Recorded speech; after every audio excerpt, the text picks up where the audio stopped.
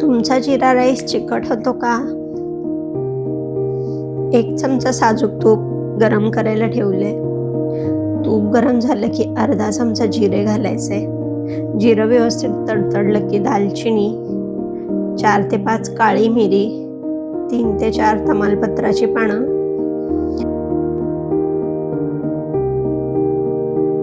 व्यवस्थित परतून घ्यायचं.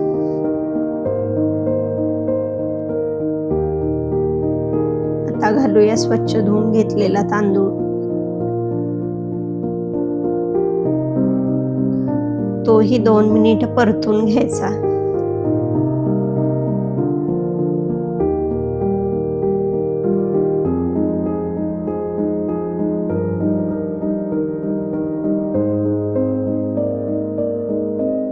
आता वरून घालूया गरम पाणी.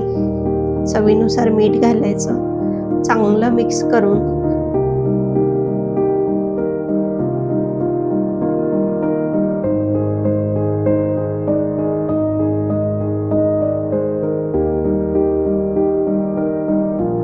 झाकून आपल्याला 10 मिनिटासाठी शिजायला ठेवायचं आहे.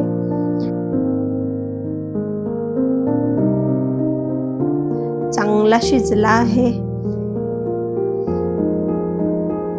जिऱ्याचा घमघमाट सुटलेला आहे. तुम्ही पाहू शकता किती दाणेदार जिरा राईस. वरून कोथिंबीर घालून एक वाफ काढून घ्यायची.